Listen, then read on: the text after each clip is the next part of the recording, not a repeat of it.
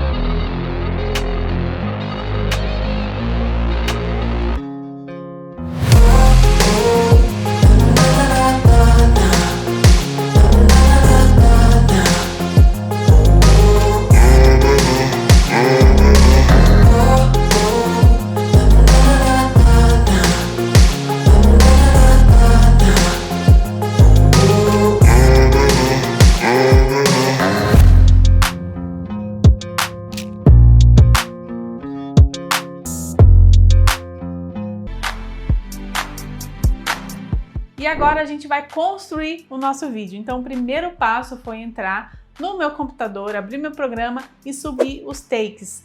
Então coloquei os takes no meu programa, comecei a organizar por cenas. Então isso é muito importante também, porque além de eu lembrar as cenas que eu gravei, eu também organizo para o meu trabalho fluir melhor. Então, com tudo organizado, eu fui procurar a minha música, a música que eu vou usar na edição. E para isso, como o Instagram é o meu principal meio de divulgação, então eu entro no Instagram e vejo as músicas que estão em alta. Porque as músicas em alta, além delas estarem sendo muito tocadas, elas também aumentam as chances do nosso alcance. Então, nosso vídeo pode aparecer para mais pessoas. E para isso, eu começo a ouvir as músicas.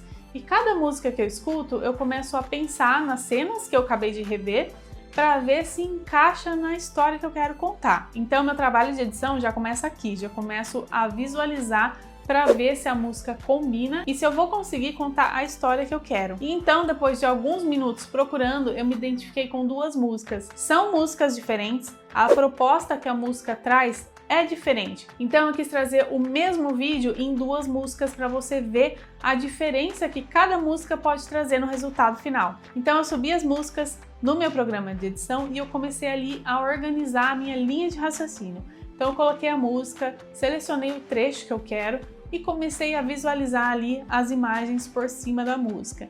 Então aí eu começo o meu trabalho de edição realmente e vou sincronizando as imagens com a batida. Claro que não pode ser de forma aleatória, a gente tem que escolher a imagem contando uma história. Então nesse caso eu quis começar já com a fachada do chalé para mostrar o chalé mesmo por fora e depois eu fui criando um contexto, fui entrando no chalé, fui mostrando, né, que tem a banheira, que tem a cama, mostrei ali a cozinha também e logo você viu que eu já peguei a janela.